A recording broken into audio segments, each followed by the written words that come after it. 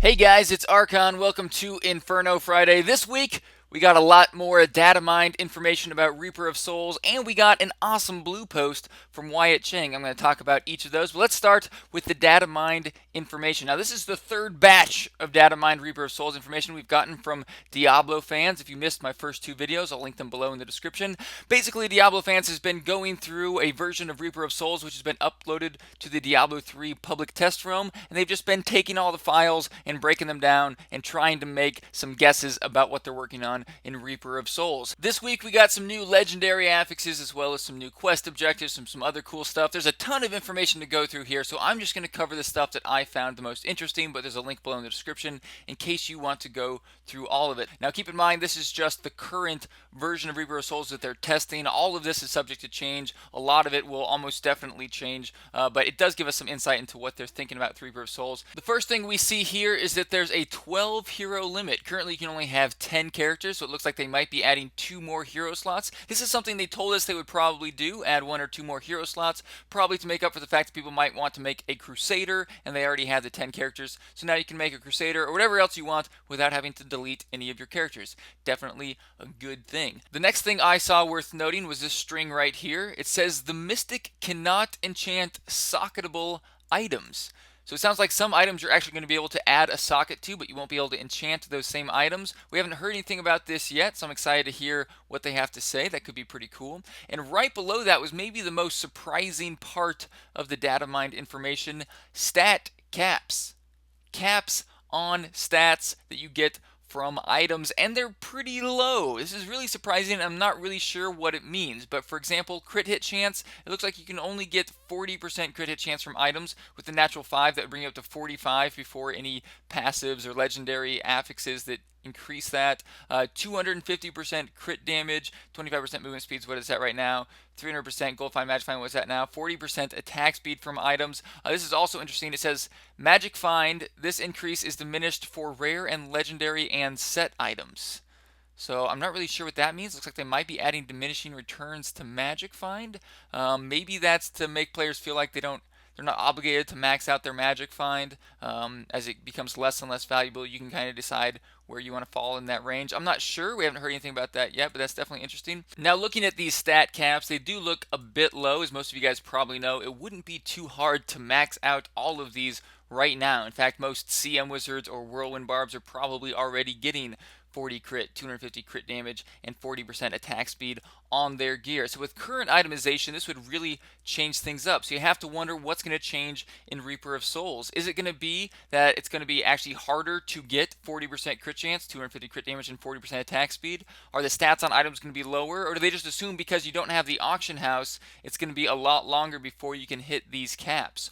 Or do they actually want to just put everyone on an even playing field? Do they want to just make it so all the high-end players have the maximum crit chance, crit damage, and attack speed? That doesn't seem too likely to me. I think that would do some damage to the game. I'm guessing just the new itemization, the fact you don't have the auction house, is going to make these stats not as low as they appear right now. However, this is just on the PTR. All these stats are subject to change. I'm sure they're going to be tweaking a lot and playing with them, finding out where those caps should be at. But I think it's a cool idea that they have caps. I know a lot of players are probably going to be upset about that. They really like maxing out their crit chance or attack speed and having these crazy builds. But also keep in mind that by adding caps to these stats, they're lowering the potential range that a character might have, and they're decreasing the differences between characters. And that will give them a lot more control in creating new builds through legendary affixes and balancing itemization. It's much harder to exploit the game and make mistakes when creating new legendaries if you know about the range that players are going to be in with certain stats. So I'm hoping that we won't hit these caps too easily. It'd be kind of depressing if everyone just had the max crit chance, crit damage, and attack speed. But I imagine with the new itemization, they're going to be making the appropriate changes so that these caps aren't hit too easily and we still have some really cool builds. Right below that, we learn about something new. It looks like they're testing out bottomless potions. We see bottomless potion of the diamond, bottomless potion of mutilation, and bottomless potion of Kool-Aid, spelled like Zoltan Cool. So that seems pretty cool. It sounds like they might be doing the same thing that Path of Exile was doing, where instead of consuming potions, you have one potion that automatically refills itself. So you still have that cooldown, but your different potions can have different effects on your character when you use them. And I really like that idea. I don't think that we need to be constantly restocking potions. I don't think it adds a lot to the game. And I do think that it's cool to have more customization. A lot of people say they want charms back in the game. This could kind of take the place of charms without having to make that decision if you want to take up inventory space to get the extra stats. You can just have that same customization through potions. So I think that could be pretty cool. Right before that, there were some new things I wanted to point out. Here, no surprise, there's a warning that says enchanting an item will soulbind it to you. They said that they were leaning towards soulbinding items to you when they're enchanted, and it looks like that's what they're planning on still on the PTR. We also have strings for 3 new monster affixes. They're named Poison Enchanted, Frozen Pulse, and Orbiter. Again, we don't know if these will make it into the game, but feel free to speculate as to what those 3 affixes might be. Moving forward, after that, we have a new list of passive effects on legendaries. This was my favorite part about the first data mine post. They have a bunch of potential affixes that might go on the new legendaries. Now, on the list, they have them assigned to rings, but that's probably just for testing purposes. These are affixes that we might see on the new legendaries or the current legendaries that they're going to be updating. We already got a big list of about 100 different affixes that they're playing around with. Now, who knows how many of these will actually make it into the game, but it's really fun to read what they're testing and playing around with. This list is an updated list. It doesn't have any that were duplicates from the original list, but it does have some new ones as well as some that were changed. As an example, in the first list, one of the affixes was Shrine effects last until death, and they've changed that to Shrine effects last for 1 hour. So I guess they changed their mind through some testing there. But there's some really cool affixes here. Like your melee attacks hit enemies up to 40 yards in front of you for 100% weapon damage. Sounds like it'd be really cool for melee characters. It looks like they're trying to make Thorns viable with a couple of these affixes. Like right here, your Thorns damage now hits all enemies in a 15-yard radius. So that seems like it could be pretty cool. Thorns might actually make for some actual viable builds in the expansion.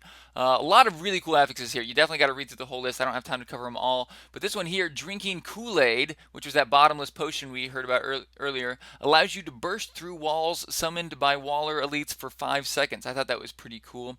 A lot of really good ones. Frost Hydra now periodically casts Frost Nova. That could be cool. Automatically casts Diamond Skin when you fall below 25% life once every 30 seconds. You could really have that affix and then just take Diamond Skin off your build. This one's pretty cool. Explosive Blast no longer has a cooldown. Now this seems pretty overpowered, but I'm guessing they're going to get rid of Arcane Power on crit in the expansion. It seems like it's just too hard to balance that. We've already seen that they're putting in Arcane Power regeneration, so that's probably, in my opinion, going to replace Arcane Power on crit, and then Explosive Blast no longer has a cooldown. Wouldn't be super overpowered, which means they're probably going to be getting rid of the critical mass build. But we'll just have to wait and see. We haven't heard anything definitive on that. I really like this idea. Reduce the resource cost of fire skills by 30%. They have a couple affixes on here that really work well with the skill synergy. So you could make a fire mage, as we saw in one of my previous videos. A lot of the skills on wizards work well together. You can make all of your skills fire and then give yourselves a bunch of bonuses, and you get a legendary like this to reduce the cost of it. And they have something similar for lightning skills right here. They have a chance to turn the enemy into a lightning rod, pulsing lightning damage to nearby enemies. I really like the synergies they're doing between the skills and the legendaries. Energy Twister now travels in a straight path. That could be pretty cool. Meteor now homes in on enemies. That would be awesome, because that's the biggest problem with Meteor is you're usually missing because there's such a delay there. A lot of really cool ones. I wish I could go through them all. This one here makes it sound like they're trying to encourage new playstyles. While moving, your resource generation and damage is increased by 25%, but while stationary, your resource regeneration and damage is reduced by 25%. So it could be good if you had a build where you're always moving. This one I thought was the coolest one here. I really like where they're going with this one.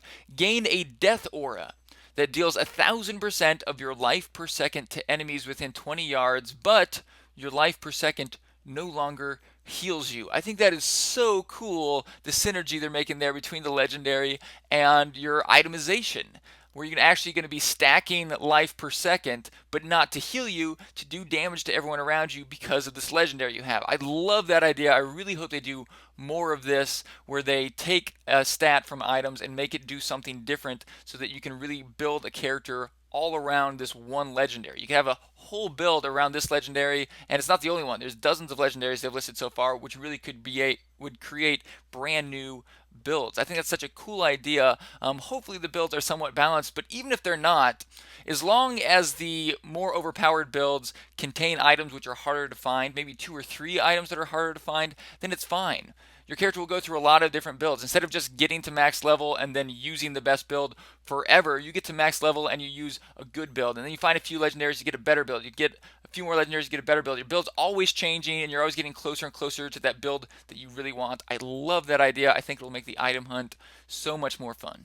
They have some new class changes here, but they were mostly just tweaks to previous class changes. If you haven't read the old posts from Data Mine Information, there are some cool class changes, but these weren't that exciting. I did like that on Archon Teleport Rune, they're testing out having a 4-second cooldown on Teleport, which would be pretty powerful. Maybe actually make Teleport on Archon fairly viable compared to the other ones. After that, there's just a long list of miscellaneous strings. Nothing too exciting here, but I did want to point out they have one string labeled Cow King's Minion. Now we saw from a recent leaked video of some of the graphics from Reaper of Souls that it does look like they've created models for cows, for maybe a potential cow level, cows wielding halberds, and now we have Cow King Minion, so it looks like we might actually get a cow level, which could be pretty cool. After that, they just have some quest objectives, some new challenges. It sounds like they might be new Nephilim trials. They talk about a cupcake trial. I think that might have something to do with Whimsyshire, since there are cupcakes in there. But none of this was super exciting, so I'll let you guys read it if you want to. Next, I want to talk about what I thought was an awesome blue post from Wyatt Cheng, all about lifesteal.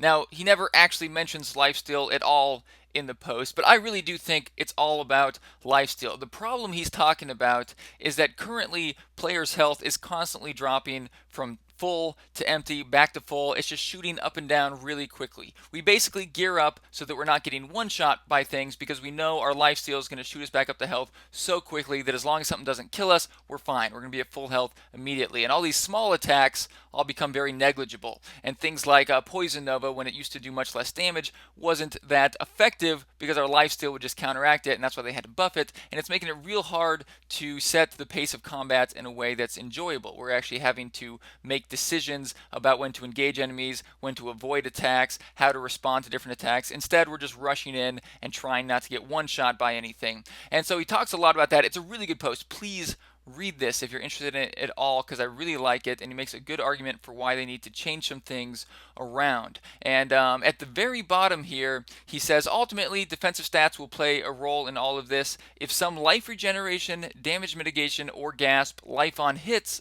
lets me play a little more aggressively, that's a good thing. Notice, didn't it all mention lifesteal? Now we saw from earlier data mine information they got rid of pretty much all the lifesteal from skills themselves. I'm thinking they're just taking them off of items as well, and I think personally it's a good thing. I think a lot of the current builds, almost all of them, rely on lifesteal, and it makes it really hard to balance other builds that don't rely on lifesteal, and it makes the playstyle not as strategic as it could be. Like I said, lifesteal makes it so the easiest way to survive is to jump into a giant group of mobs. The more enemies you're hitting, the safer you are, and that's kind of counterintuitive. It never allows for you to really react and try to play more carefully when you're lower on health and more aggressively when you're more full on health. It's not as dynamic, and it gets really mindless. As a lot of you guys have probably noticed, most of the popular builds are just spam your buttons and run into the enemies over and over and over again. So personally, even though I know most players would disagree with me here, I hope they get rid of lifesteal, and I think that's what Wyatt Cheng's leading towards. But I'd love to hear what you guys think. Please leave a comment below with your opinion. Each week I randomly pick one comment, and that person wins 50 million gold on either EU or US. Your choice. Last week's winner was Mark Infinite, who said, hey, hey, hey, hey, hey, hey. If you guys win on the channel, all you have to do is come on over to my Twitch live stream. It's linked below in the description. Let me know through chat or through a message that you've won. I'll have you prove it's you on YouTube, and then I'll get you your 50 million gold as soon as possible. Thank you guys for watching this video. I really hope you enjoyed it. If you did, please hit that subscribe button, and I'll have another one for you soon.